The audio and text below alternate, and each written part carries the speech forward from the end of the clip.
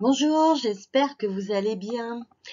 Alors aujourd'hui, je voulais revenir avec vous sur une analyse que j'ai faite il y a fort longtemps, une analyse pour Didier et son épouse Muriel. Et pourquoi je vous en parle aujourd'hui? Tout simplement parce qu'il n'y a pas si longtemps que ça, j'ai reçu des petites nouvelles de leur part. Ça m'a fait grandement plaisir et puis ça m'a permis de me rappeler un petit peu tout ce qu'on avait fait ensemble et notamment la dernière mise à jour que j'ai fait pour les étoiles annuelles, donc de ce début d'année 2020, une année fort remuante, hein, fort chamboulante et fort surprenante par bien des aspects. Je pense que tous ceux qui ont été ou confinés ou en première ligne savent de quoi je parle. Donc pourquoi est-ce que j'ai envie de revenir sur l'analyse de Didier et de Muriel? C'est tout simplement pour vous montrer que c'est pas toujours une obligation de tout chambouler, de tout déménager. C'est vrai que parfois sur le site, je dis voilà, il faut être prêt, peut-être à changer de chambre, peut-être à ceci, peut-être à cela.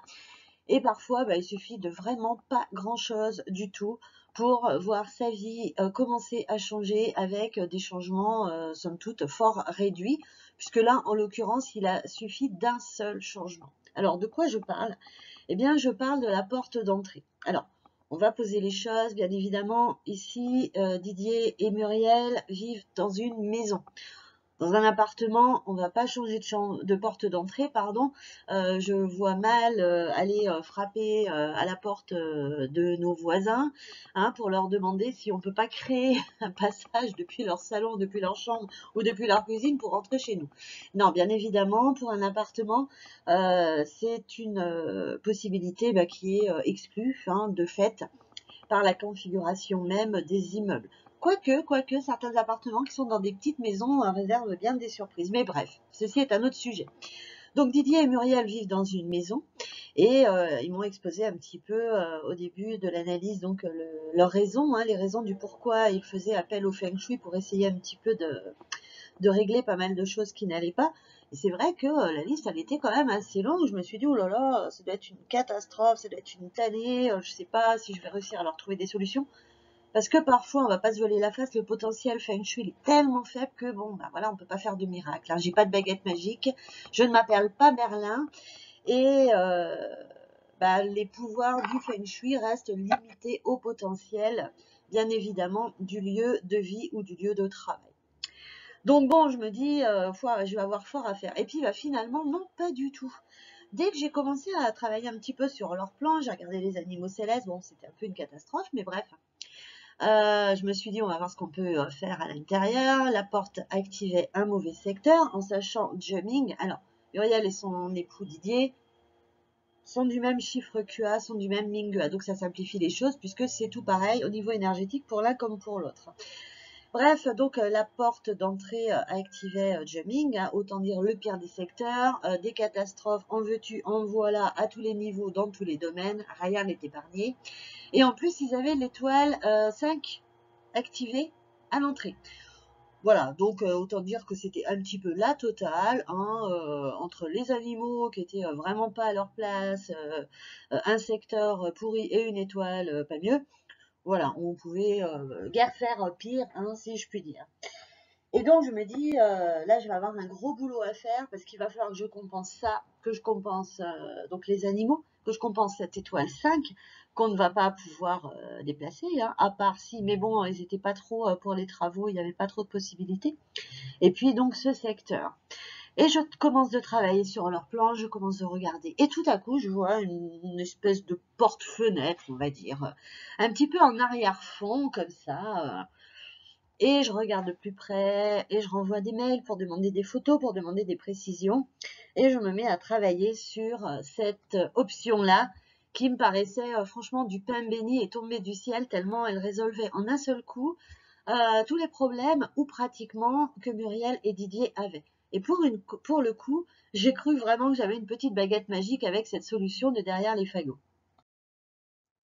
Donc avant de m'emballer et de sauter au plafond, hein, en hurlant de joie parce que j'avais trouvé la solution miraculeuse pour améliorer leur vie en un rien de temps, je me suis bien sûr attelée à vérifier tous les tenants et les aboutissants. Donc j'ai regardé déjà quel secteur activait cette porte, s'il était possible aussi de changer la façade énergétique, ce qui me permettait de modifier la grille d'étoiles, hein, et de considérer aussi donc une autre grille énergétique. J'ai regardé donc tout ça de près, j'ai regardé aussi ce qu'il en était pour les animaux célestes. Et malheureusement, je n'ai pas pu changer la façade énergétique, celle qui était activée, restait activée de par le côté yang prédominant par rapport aux 3 autres façades de la maison. Il n'y avait rien à faire, même en trichant, même en essayant de tricher, non, non, non, il n'y avait pas moyen de biaiser en aucune façon. Donc je me suis dit, bon ben tant pis, on va quand même regarder un petit peu ce qu'il en est. Et là, eh bien, j'ai vu qu'on avait aussi une super étoile.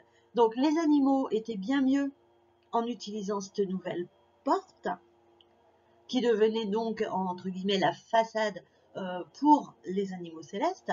On avait un meilleur secteur aussi par rapport à cette porte d'entrée et une étoile ô combien bénéfique en contrepartie de cette 5 dont on ne veut pas nulle part d'ailleurs chez soi. J'ai donc proposé, bien sûr, sur mon rapport d'analyse, de changer de porte d'entrée, de changer l'entrée et de changer d'une certaine manière une partie de la dynamique énergétique de leur maison. Attention, c'est pas parce qu'on change une porte que tout change, hein. Il faut très faire attention par rapport à ça. Aux énergies, elles ne sont pas toutes pareilles. Les énergies temporelles, les énergies du Sanhe, les énergies du Batsai, ce n'est pas la même chose. Donc tout ne change pas parce que simplement on va utiliser une autre porte, hein. Ça fait partie de critères qu'il faut lister les uns après les autres et voir si effectivement il y a des facteurs énergétiques importants qui font qu'on peut par exemple changer une façade, hein, sachant que par exemple la façade énergétique pour les étoiles volantes peut être dans certains cas par des maîtres, par des personnes expérimentées, avec un protocole très strict, être changé. C'est pas juste parce que j'utilise une autre porte que ça y est, tout va être chamboulé. Non, ça n'intervient pas. Comme ça n'intervient pas non plus au niveau des secteurs, hein, c'est-à-dire que c'est pas parce que vous utilisez une autre porte que tout à coup vos secteurs vont se déplacer. Les secteurs, ils restent à leur place.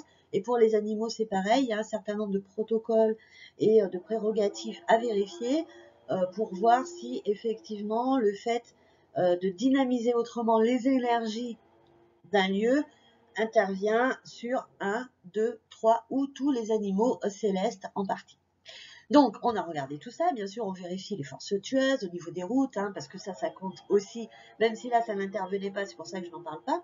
On regarde aussi au niveau des châssis, hein. Il n'est pas question de faire utiliser une porte d'entrée qui aurait un châssis énorme, ou d'oublier tout le reste, hein, d'occulter tous les autres points feng shui, simplement pour le plaisir d'avoir, je ne sais pas, une belle tortue, hein. Non, non, non. Le feng shui, c'est toujours l'ensemble des critères, l'ensemble des facteurs qu'il faut prendre en compte pour recommander. Donc, toujours est-il qu'après avoir fait toutes ces vérifications possibles et imaginables sur tous les points, sur les 3 écoles, j'ai pu leur proposer donc la solution avec la nouvelle configuration et cette nouvelle entrée. Et bien sûr, j'ai laissé, puisque le client a toujours le choix final de ce qu'il veut et de ce qu'il ne veut pas faire, la partie énergétique avec ses bons côtés et ses mauvais côtés s'il continuait d'utiliser la porte actuelle. Donc bien sûr, autant vous dire que ça n'a pas fait ni une ni deux, hein. Ils m'ont tout de suite validé le fait de changer de porte, surtout que celle-ci n'existait pas vraiment, mais il y avait déjà la porte-fenêtre. Bref, c'était quelques petites bricolettes à mettre en place, notamment au niveau d'une serrure et tout, mais c'était vraiment pas drastique, c'était vraiment pas contraignant. Et ils m'ont dit, ok, on n'est pas pour des travaux, mais là, enfin, ça s'appelle pas des travaux pour nous, c'est juste un petit point d'amélioration. Donc ils m'ont tout de suite validé. Et on a pu donc ensemble lors de l'entretien téléphonique faire le point véritablement sur tout ce qu'impactait du coup l'utilisation de cette nouvelle porte Feng Shui pour tous les deux. Donc bien sûr, ça a changé leur secteur qui est passé à Shangxi, donc le meilleur des secteurs. En plus, ça tombe bien parce que c'est un secteur qui est très dynamique, qui est très yang et qui du coup convient parfaitement. On est passé de l'étoile 5 jaune, qui est quand même une sacrée tanasse, à l'étoile 9. Alors ok, on aurait pu avoir la 8, mais enfin bon, Voilà, on a la 9, hein, c'est quand même pas mal. Et je pense que de toutes les façons, à part la 5, n'importe quelle étoile, hormis la 2 bien sûr, mais elle aurait convenu, hein, même une étoile 6, 7, même une 4, ou voire même une 3. Hein. Tout est mieux que la 5 de toutes les façons, hormis la 2, encore une fois. Bref, on a récupéré la 9, qui est quand même la deuxième étoile, hein, en ordre d'importance bénéfique jusqu'en 2024, et qui va devenir empereur en 2024. Alors, cette analyse a été faite il y a quelques années auparavant, mais au jour d'aujourd'hui, voilà, il ne leur reste plus grand temps à tenir non plus avant de récupérer du coup un empereur à la porte. Autant dire que c'est tout bénef pour eux. Et on a récupéré aussi des animaux célestes beaucoup plus favorables à la vue de la nouvelle configuration de toutes les énergies, qui convenaient beaucoup mieux par rapport à leur situation d'ensemble, sachant que Didier travaille, Muriel ne travaille pas, mais on n'a pas sacrifié quoi que ce soit, notamment on n'a pas sacrifié le tigre, qui est quand même porteur de protection pour la femme, c'est-à-dire pour Muriel, et aussi de tout l'aspect relationnel, et même aussi d'une partie de juridique. Donc, c'est pas la solution d'améliorer la vie si derrière on a des procès de tous les côtés. Donc, on a bien sûr veillé à ce que le tigre reste tout à fait acceptable, mais on a récupéré en priorité vraiment les animaux célestes les plus importants. En l'occurrence pour eux, c'était la tortue et le phénix. Alors bien sûr, dans mon rapport, hein, je fais toujours un rapport complet sur toutes les pièces, même celles qui ne posent pas de problème, simplement pour rappeler aux gens, ben voilà, alors imaginons, hein, je ne me rappelle plus dans leur situation parce que je ne me suis pas replongée entièrement dans l'analyse, mais imaginons qu'ils aient une chambre tout à fait bénéfique. Voilà, moi je liste simplement, je dresse toujours le bilan de chaque pièce, c'est-à-dire que je peux tout aussi dire que la porte d'entrée est dégueulasse en termes de feng shui, que la chambre est absolument parfaite en termes de feng shui, puisqu'elle active tel secteur qui va apporter tel bénéfice, tel bénéfice, tel bénéfice, telle étoile qui apporte tel bénéfice, etc. Hein. Donc c'est pas parce qu'un endroit de la maison est super top en termes de feng shui que je n'en parle pas. Au contraire, je vous rappelle aussi tous les points positifs que ça peut vous apporter pour vous montrer qu'un domaine va être privilégié en passant du temps à tel endroit parce qu'il est bon pour, par exemple, vos amours, votre couple ou votre relationnel, que tel endroit va être bon pour passer du temps pour vous, pour le boulot, que tel autre va être bon, par exemple, pour votre santé, etc. Donc, je ne parle pas que des points négatifs, sinon c'est la dépression assurée à la fin de la lecture de mon rapport, et ça, surtout pas. Et donc, voilà, j'ai fait donc le rapport en entier, je leur ai envoyé, ensuite on s'est entretenu pour que je puisse répondre à des petits points qui peut-être n'étaient pas très clairs, etc.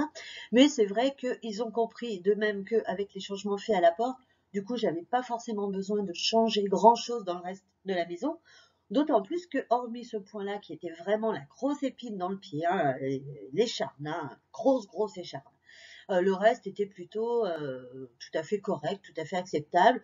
On a modifié 2-3 bricolettes, voilà, peut-être orienter le lit autrement, peut-être le canapé de ci et de là, revoir à quelques points de déco pour améliorer l'entente entre les étoiles dans des pièces, notamment de mémoire, il y avait la pièce à vivre et puis il y avait aussi un bureau. Mais voilà, c'était pas la majeure partie de mes prérogatives et ma recommandation principale a vraiment été la porte d'entrée. D'ailleurs, Muriel m'avait avoué par la suite que elle avait un petit peu laissé tomber le reste et qu'il s'était concentré sur la porte. Ils ont vu que ça fonctionnait bien, que les choses rentraient dans l'ordre et qu'enfin ils pouvaient souffler. Ça faisait 3 ou 4 ans qu'ils habitaient, je ne sais plus, dans cette maison. Mais ça faisait un petit paquet de temps et puis c'est vrai que franchement, c'était lourd pour eux. Ils en avaient un petit peu ras la casquette, donc ça les a vraiment soulagés. Et elle s'est dit, pour le reste, j'ai du temps. Donc elle a pris vraiment le temps dont elle avait besoin pour faire les autres petites modifications, mais elle ne s'est pas pressée. Et elle a bien eu raison. Si vous aussi, vous avez la chance de vivre dans une maison, surtout si vous avez 2 portes d'entrée possibles, c'est souvent le cas dans les maisons. Alors, pas systématiquement, on est assez d'accord, mais on a souvent une entrée principale et puis parfois une autre porte qui va donner par exemple derrière vers le jardin ou sur un côté de la maison, etc. C'est assez fréquent, moi je le vois assez fréquemment dans mes demandes d'analyse maison. Hein, donc je pense que dans vous tous qui m'écoutez, il doit y en avoir dont c'est le cas. Vérifiez, vérifiez, vérifiez votre entrée. C'est vraiment le point le plus important. Et rien que le fait de changer de porte d'entrée, ce qui des fois n'est absolument pas contraignant en plus au quotidien, ça peut avoir des répercussions, mais vous n'imaginez pas. Ça peut faire passer les choses du noir au blanc. Alors, encore une fois, attention, hein, on ne se focalise pas juste sur le secteur ou juste sur une étoile. On prend tout en compte. On pense aux extérieurs, on pense aux animaux, on pense à vérifier notamment aussi les forces tueuses, hein, les routes, les châchis et tout, et tout. Parce qu'il ne s'agit pas de faire des bêtises et faire tout et n'importe quoi. Pour ceux d'entre vous qui ont déjà fait des formations, des ateliers avec moi, notamment sur Montpellier, pensez aussi à regarder les tanlangs. On n'oublie pas les tanlangs, que ce soit les tanlangs de l'eau ou les tanlangs des montagnes. C'est important aussi dans l'analyse des extérieurs. Hein. Mais vous vérifiez tous vos facteurs externes, secteur, étoile avec la porte actuelle, toutes les autres portes possibles, même si vous dites, moi finalement, je suis maçon, je travaille dans le bâtiment, ou j'ai un pote, ou je sais faire, ou je saurais faire, toutes les options possibles, hein, c'est-à-dire finalement l'une des 4 façades, donc vous faites 4 petites analyses de porte d'entrée, si je mets la porte telle façade, telle façade, telle façade, telle façade, et vous listez les plus et les moins, vous listez tout ce qui importe, tout ce qui impacte en Feng Shui, et tout ce que ça vous donne. Et après, libre à vous de voir le point le plus positif. Mais souvent, avec la porte d'entrée uniquement pour une maison, on fait déjà, pas envie de dire des miracles, parce que les miracles en Feng Shui n'existent pas, mais on fait déjà des merveilles. Alors, je vous laisse à vos plans.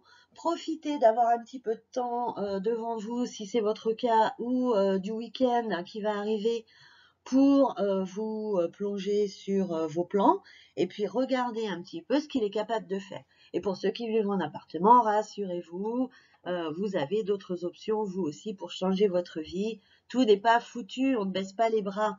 Souvenez-vous, en Feng Shui, il y a toujours des solutions, il y a toujours des réponses aux problématiques. Ça n'est jamais impossible et c'est toujours possible. Alors on ne baisse pas les bras, on a le smile et puis on travaille sur ses plans pour améliorer sa vie.